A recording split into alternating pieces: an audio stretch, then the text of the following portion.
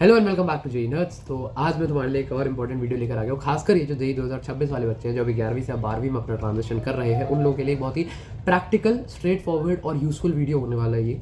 मैं तुम्हें बात करने वाला हूँ कुछ इफेक्टिव स्ट्रैटेजीज ऐसे दूंगा जिससे तुम 12वीं का सिलेबस अच्छा खासा डिफिकल्ट होता है, काफ़ी सारी चीज़ें वहाँ पढ़नी होती है और 12वीं का वेटेज जो है वो जेई मेन्स में ज़्यादा रहता भी है। अब जेई मेन्स के तुम एक साल और करीब आ चुके होते हो और ऐसे में तुम नहीं चाहते हो कि 11वीं का बैकलॉग भी तुम्हें और पीछे खींचता रहे, जबकि 12वीं में खुद इतना पढ़ना ही है। तो आज अपन बात करेंगे कि कैसे 11वीं की सारी चीज़ें अपन 11वीं में खत्म करके 12th में फ्रेश जा सकते हैं, ताकि वहाँ नई नॉलेज को अपन इम्बाइब कर सके और 11th का बैकलॉग हमें पीछे ना खींच रहा हो। तो इसी पे आज अपन बात करने वाले। वीडियो को फटाफट स्टार्ट करते हैं। क्या क्या तुम एक्सपेक्ट कर सकते हो वीडियो से बता देता हूँ। सबसे पहले रूट कॉज पर अटैक करेंगे कि बैकलॉग बनता ही क्यों है in the first place. Revision की मैं बात करूंगा, रिवीजन कैसे बहुत ज्यादा जरूरी है। उसके बाद अपन जाएंगे इरेडिकेटिंग द फियर, मन पे बैकलॉग का, दिमाग पे बैकलॉग का क्या असर पड़ता है उस बारे में बात करेंगे थोड़ी सी, उसको कैसे हटाना है। स्टेप 3 में बात करेंगे कि बैकलॉग को इफेक्टिवली रिमूव करने की क्या स्ट्रैटेजी होनी चाहिए, और स्टेप 4 में बात करेंगे प्रैक्टिकली बैकलॉग को हटाने में। स्टेप 3 और स्टेप 4 थोड़ा अपन फ्लो में ही साथ में जा रहे होंगे, ठीक है। तो full step by step video चलेगी और इसी के साथ अपन स्टार्ट करते हैं। सबसे पहली चीज रिवीजन। जैसा कि मैंने कहा, बैकलॉग बनता ही क्यों है इन द फर्स्ट प्लेस। या तो तुमने क्लास अटेंड नहीं करी या तुमने सवाल वगैरह नहीं लगाए, वो तो एक चीज़ है, तुमने करा ही नहीं, कोई बात नहीं। सबसे वाहियात बैकलॉग पता है कौन सा है? वो वाला है कि बहुत समय पहले भैया 11वीं की शुरुआत में काइनेमैटिक्स पढ़ा था, 11वीं की शुरुआत में क्वाड्रेटिक पढ़ाया था, मुझे लिमिट्स वगैरह पढ़ाया था, उसके बाद मैंने उसकी कभी दोबारा प्रैक्टिस ही नहीं करी, उसको कभी उठाया ही नहीं। अब क्लास में ट्रिग्नोमेट्री सब खत्म हो गया और रोटेशन चल रहा है फिजिक्स में, और मेरे को यही नहीं याद कि वर्क पावर एनर्जी में टोटल मैकेनिकल एनर्जी का थ्योरम अप्लाई कैसे होता था। मेरे को यही याद कि मैंने काइनेमैटिक्स पढ़ा था, क्लास भी अटेंड करी थी, सब ढंग से किया था, लेकिन क्योंकि मैंने उसको रिवाइज नहीं करा तो अब वो मेरा बैकलॉग काउंट हो गया, जबकि वो बैकलॉग काउंट होना भी नहीं चाहिए, क्योंकि तुमने उसके क्लास भी अटेंड करी, असाइनमेंट भी लगाई, डीबीपी भी लगाई, लेकिन अब याद ही नहीं है तो क्या करोगे। तो रिवीजन टाइम टू टाइम करते रहना इसलिए बहुत ज़्यादा ज़रूरी चीज़ है, ताकि जो करंट चीज़ें तुम पढ़ रहे हो वो बाद में जाके तुम्हारे लिए बैकलॉग ना बन जाए, ठीक है। तो रिवीजन का तुम्हें मैंने इंपॉर्टेंस समझाया और इसी के साथ मैं तुम्हारे लिए रिवीजन का एक बहुत ही प्यारा टूल लेकर आ गया हूँ, जिसको मैंने पर्सनली रिसर्च किया, यूज़ करा था अपने टाइम पे, और अब मैं तुम्हारे लिए लेकर आ गया हूँ। मैं बात कर रहा हूँ रैंचो रिवीजन के रीड रिवाइज रिपीट कार्ड्स के बारे में। यहाँ पे तुम देखोगे, तिजल हमारे एडिटर साहब, जरा इनकी कुछ झलक लगा दो। इमेजिन करो तुम्हारे पूरे चैप्टर का सारा इंपॉर्टेंट कंटेंट उसको समराइज कर दिया जाए स्मॉल कलरफुल कार्ड्स में, जिसको तुम कभी भी रेफर कर सकते हो। तुम्हारा जो सारा थ्योरी रिवीजन है, सपोज करो तुमने शॉर्ट नोट्स नहीं बनाए, लॉन्ग नोट्स बनाए, और तुम्हें 10 मिनट में चैप्टर रिवाइज करना है, क्योंकि हम बार बार एम्फेसाइज करते हैं कि प्रैक्टिस बहुत ज़्यादा जरूरी है, थ्योरी को टाइम नहीं देना। थ्योरी को क्विकली रिवाइज करने के लिए ये कार्ड्स तुम्हारे बहुत ज़्यादा हेल्पफुल हो सकते हैं। ये तुम्हारा हेल्प करते हैं super efficient, super easy revision करने में, जैसा मुझे समझ आया इनको यूज़ करके कि रिवीजन बहुत तेज़ हो जाता है। तो एफिशिएंसी, जो टाइम बचाना, क्योंकि तुम्हारी जो जर्नी है उसमें टाइम बहुत ज़्यादा ज़रूरी है, तो वहाँ तुम्हारी हेल्प होती है। इसके साथ साथ इन पे जब प्रोडक्ट पे रिसर्च करी तो समझ आया कि 95% सिलेबस जो है ये कवर करके चलते हैं। तुम्हें ट्रिक्स, सिलेबस के इंपॉर्टेंट पॉइंट्स वगैरह, इसके साथ साथ ग्राफ्स और इमेजेस और तुम्हारे डायग्राम्स, इन सब चीज़ों का तुम देखोगे रे डायग्राम्स बना के दिए हुए हैं, फंक्शंस के ग्राफ्स बना के दिए हुए हैं, सब तुम्हारे शॉर्ट नोट्स के अंदर। मतलब हम जब हाथ से भी शॉर्ट नोट्स बनाते हैं तो ये चीज़ें मिस आउट कर जाते हैं, ये एक नोन फैक्ट है। तो इन सब चीज़ों को भी इन्होंने बहुत तमीज़ से इंपॉर्टेंस दी है, जो कि बात मुझे पर्सनली जिसने बहुत ज़्यादा इंप्रेस करा। इसके अलावा एक चीज़ और जो मुझे अपने रिसर्च के टाइम पता चली कि इन कार्ड्स का कलरफुल होना इज़ वेरी साइंटिफिक, और इसका कारण ये है कि ये जो कलरफुल चीज़ों के साथ जब तुम पढ़ते हो तो ये तुम्हारे दिमाग को एक एक्टिव स्टडी के मोड में डालता है, और एक्टिव स्टडी के मोड में जब तुम रहते हो तो वहां से तुम्हें जो भी चीजें पढ़ते हो वो रिटेन बहुत ज्यादा समय के लिए रहती है, मतलब फॉर लॉन्गर ड्यूरेशन। वैसे चीजें अपन भूलते रहते हैं टाइम टू टाइम। तो वही मैंने जैसा कहा कि अब काइनेमैटिक्स रिवाइज करना है, करना था, नहीं करा, एक दिन रात को 10 मिनट उठाया, काइनेमैटिक्स के फ्लैश कार्ड्स देखे, फट आगे बढ़ाए, 10-12 फ्लैश कार्ड्स देख लिए और तुम्हारा पूरा काइनेमैटिक्स डन हो गया। इस लेवल पे डन हो जाएगा कि तुम अभी जस्ट उठ के अब सीधे सवाल लगाने जा सकते हो और अपनी प्रैक्टिस को अपना टाइम डिवोट कर सकते हो, ना कि इसके कि सारे नोट्स छापते रहो। तो ये मुझे जेनुअनली काफ़ी अच्छा टूल लगा, इसको जरूर तुम लोग एक बार चेकआउट करना, लिंक हम डिस्क्रिप्शन वगैरह में डाल देंगे, वो जाके चेकआउट कर लो। हमारी तरफ से एक बहुत प्यारी रिकमेंडेशन है तुम लोगों के लिए, ठीक है। तो अगली स्लाइड पे चलते हैं। रिवीजन के बारे में बात कर ली, अब बात करते हैं इरेडिकेट द फियर। होता क्या है, मैं अपने टाइम पर तुम्हें एक एनेक्डोट बताता हूँ। मेरे क्लास में खत्म हुआ केमिकल बॉन्डिंग, 11वीं का चैप्टर है, बड़ा चैप्टर है, इंपॉर्टेंट चैप्टर है, बार बार बताया है। केमिकल बॉन्डिंग खत्म हुआ, मैंने केमिकल बॉन्डिंग के शुरुआत के कुछ लेक्चर देखे थे, मॉलिक्यूलर ऑर्बिटल थ्योरी, और उसके बाद की सारी चीज़ें मेरे मन से हो गई गायब, मेरे को कुछ पता ही नहीं क्या है, क्योंकि मैंने लेक्चर नहीं अटेंड करे थे, ठीक है।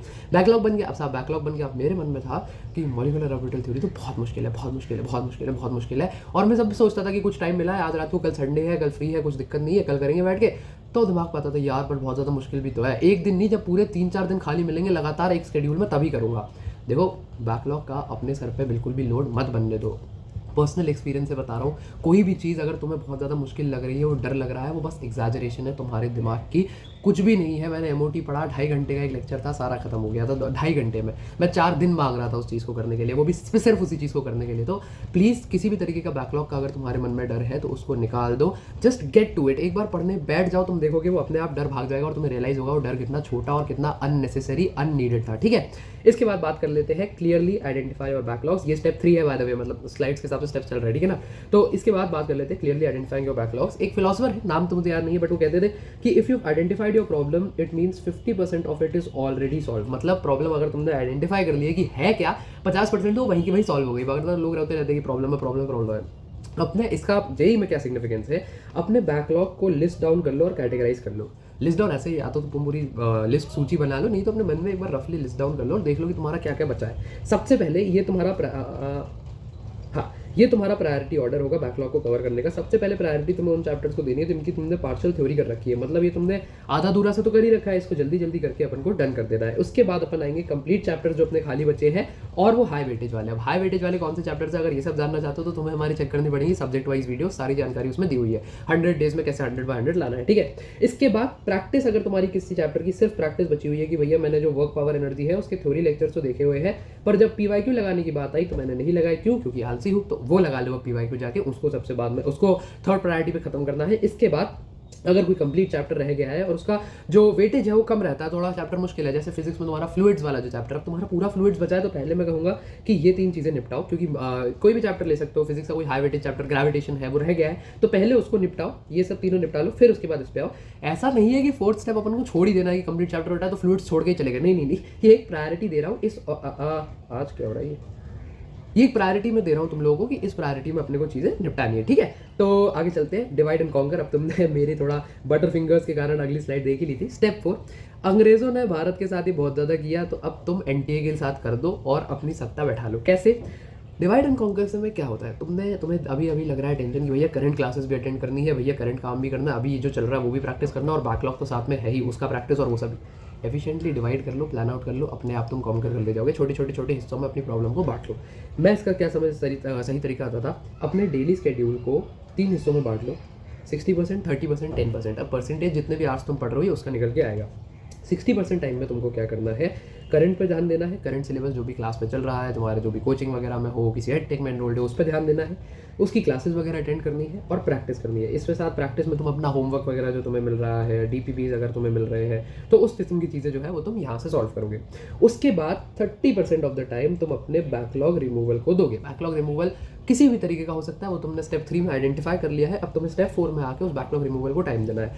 मतलब अगर तुम दिन में 10 घंटा पढ़ रहे हो तो उसका 30% निकल के आएगा 3 घंटा। ये 3 घंटा तुम्हें अपने दिन के नियम से बांध लेने हैं कि हाँ, अब मैं सिर्फ और सिर्फ बैकलॉग पे ध्यान दूंगा। भले ही मुझे उससे डर लग रहा था, भले ही मुझे लग रहा था नहीं कर पाऊंगा, मैं बैठूंगा, मैं करूंगा।